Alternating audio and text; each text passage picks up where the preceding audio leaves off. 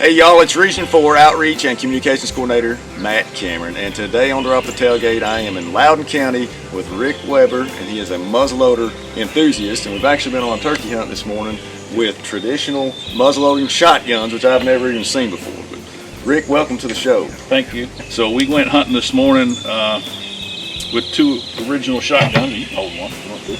Second one, we had Officer Jason Lankford with us this morning. We'll get him in here in a minute. Jason carried this one with a monstrous barrel on it. It looks like this thing would weigh 30 pounds, but it's not that heavy. Yeah, shotguns are no different back then than they were today.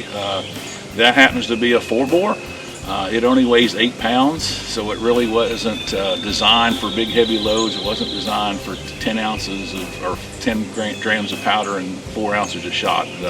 I shoot a square load, which is, you get a shot dipper, you should remember those, square load, equal powder, you put your wads in, and then you put your shot in, same square load it's called, equal powder, equal shot. So that one takes 5 grams, which is about 135 grains of black powder. Shoot Go X 2F or Swiss 2F, as long as it's 2F. What about this one right here? This is a small 19 bore made by George Dahl. That one's made by Thomas Turner.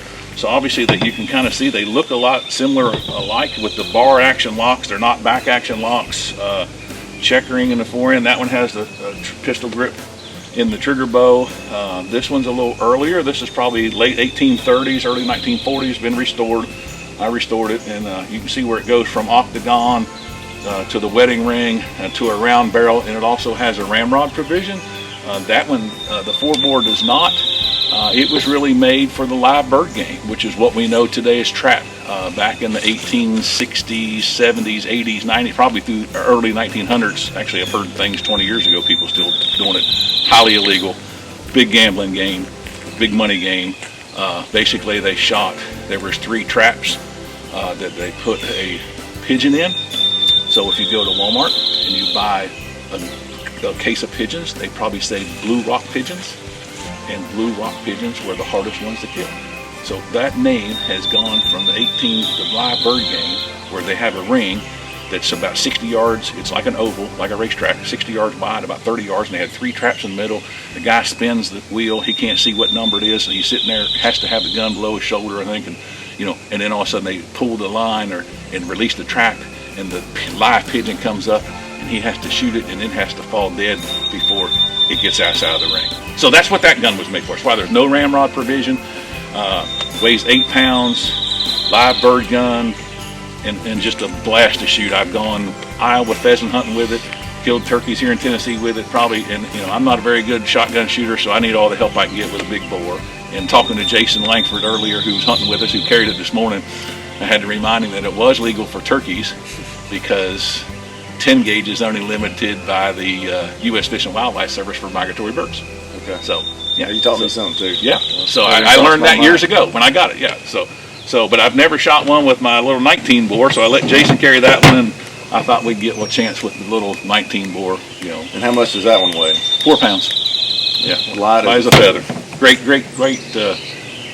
turkey gun if you want to carry it all day, I guess. Yeah. Oh, sure. Yeah. That's a good You're gonna point. get one shot, but yeah. But we shoot. Same thing. This little thing that one shoots 135 grains, which is 5 grams. This one shoots half that. I shoot 2.5 grams, which is about 68 to 70 grains of black powder, with 7/8 to 1 ounce of shot. Square load, that little dipper right here. So, okay. Yep. So probably doesn't kick too awful bad then. Piece of cake. Probably like a 410. Actually, this one doesn't even kick bad. It looks like it's not. It's got a wide butt plate to spread the surface area out on your shoulder. It feels good. It fits good, and it just does not. It doesn't kick any more than a modern 12 gauge with modern ammunition. Black powder burns slower, so the recoil isn't as sharp in your shoulder. Okay. And my old 870 I had in Ithaca Model 37s would kick a lot harder than that thing. Okay. Yeah, and it's sweet. Yeah. Good history. Man, I hope I get to pull the trigger on it before it's over. We'll shoot it here. We'll shoot it. Yeah. Now, where does a man even find guns this old? They're out there. Guns International has a lot of stuff. I personally got into this when I got married. My wife's uncle, his name's Bill Roberts, out of Alabama. He took me to the National Muzzleloading Rifle Association for the first time probably in fall of 1990. And I came home after I saw all the original stuff being shot still today. And in 1990, I came home, told my wife, I said, I'm selling all my modern stuff. I sold my first, Remington Model 700 BDL, my Ithaca Model 37, my Winchester Model 94, so I could buy an original gun because they're still out there. They're harder and harder to find. People collect theirs or whatever, collect them and don't shoot them, but I shoot all mine, every one of them. So it's just been an adult life hobby for me for the last 30-some years. So. Well, too bad we couldn't pull the trigger on turkey this morning, but hopefully we're going to try again here, maybe in another spot. But been out with Jason Lankford this morning. Jason, why don't you come in and talk to us a minute? All right. I don't know if y'all watched the episode or not, but Jason and I did a muzzleloading basics back in the fall, just trying to help people get geared up for muzzleloading. And he mentioned he had a friend named Rick Weber who was a serious muzzleloader enthusiast, and I really had no idea to what level that was until I got here today. But he's all the way. Yeah, we're working on these turkeys. They didn't gobble this morning. Didn't do anything. I mean, we heard one gobble twice. But after you called to him and made him gobble, right. They did not gobble on the roost at all. They didn't gobble on the roost. They're scratching all around this place, but we're gonna work on this. It's middle of the season right now, and for a lot of folks, it's just now getting good. The hens are starting to go to nest, and it's going to be getting better and better. And what we're going to try to do today is strike a late morning gobbler, or early afternoon, or through afternoon, and see what we can come up with. Try to get one of these guns in use here. Midday lonely bird out there. That's looking for love in all the wrong places. Well, let's hope. Yep. We hope find the end of one of these antique muzzleloading shotguns. Rick, you brought a couple of other guns with you. Yeah. Did you want to show us? One's got the original case and everything with it. You mind if we take a look at them? Nope, not at all. Not at all. That Alexander Henry was my favorite maker, but so back in the day in Britain, you had the British Empire, going to India and Africa and so forth. So a lot of these guns were encased. They were called British Best. They were known as British Best. And this is why. When you see the compartments, so everything the guy would need, the British officer that was going to India or Africa or wherever he was going, pretty much everything was in the case that he needed. Travel, except for powder or shot or something like that. Of course, you can get powder in shot flask, so it's there. So he just basically, would buy a case set, and I think this is exactly how they came. This one was made in 1857, and an early gun for Alexander Henry. A 15 bore. We can put it together if you want to. Always recommend you get a popsicle stick. I thought you'd been eating fudge sticks this morning. And they only do that because I don't want to stick a screwdriver, or I don't want to stick a key in here and then have it slide off. And you probably have seen that. So a screwdriver or a popsicle stick will almost fit perfectly in there, just like that, and it drives out the other side because they're so tight. So then we take Jason, if you'll hold that for a second, I'll get the barrels out there.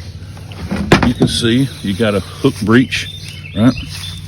You got the platinum vents. You got the ramrod underneath. You got proof marks, if you can see them or not. You got the British proof mark that says 15. There's the serial number. Right, so AH, you can see it underneath the ramrod here. Let's see if I can get that. Can you see that? I do. Okay. So Alexander Henry, so his shop would have made the barrels, probably. Yeah. They wouldn't have, some of them will say other makers. So pull the hammers back. The other thing is they've got German silver wear plates in the bottom where the hook breeches go in, so it just doesn't eat it up so bad compared to wood. So in its groove cutting, that's a little different because a lot of guns you'll see are not grooved for the ramrod. You pull the ramrod out before you put the gun together, but they are so, I don't know, just so fit. Everything just fits right. That was quick. Yeah. Oh, if it goes together right, it's a good gun. Usually the locks, obviously British locks, so they're Joseph Brazier, Stanton, some of the high-end makers. I don't remember what this one is, and if they're usually not marked, they're usually made by the maker, so I don't remember exactly what this one was. Look at the detail on those. Oh yeah, I love the bird scenes. Work hard, aren't they? It's amazing.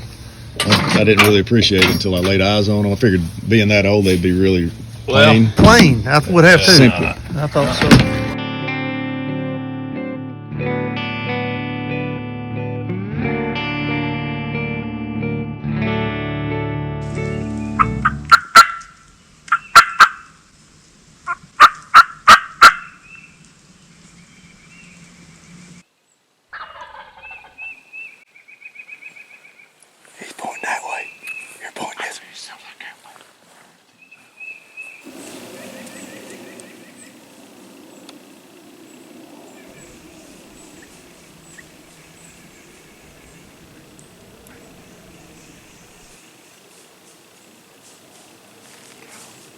See it.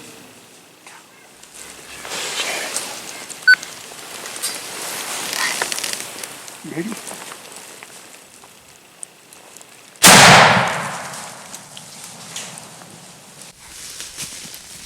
You'll go. He went that way. He ran, he kind of hunched up and ran. He went to the left toward that big tree there.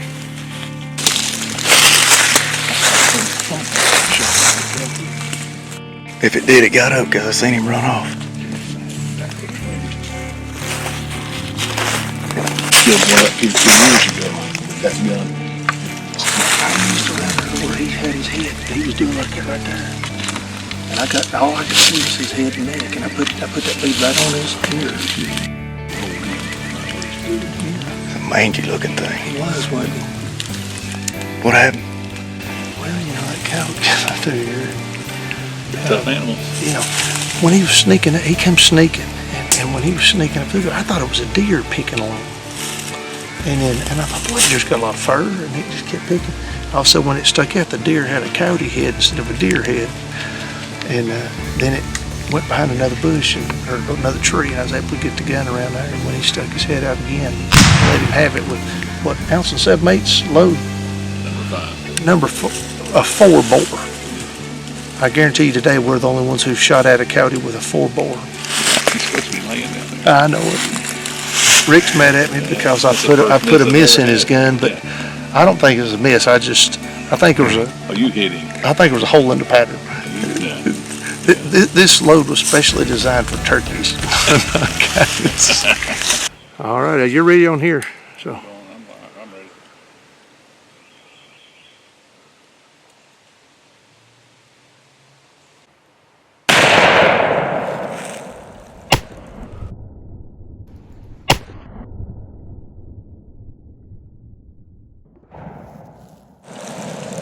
Pretty good kick. More than I thought it'd be. Let's go see if we killed it. I see all kinds of holes in that thing. Oh, there's holes plumb in it. How many steps is that? About 22. Oh yeah, right here, as you can see it. Matt, you killed it, buddy. Reckon it eat good?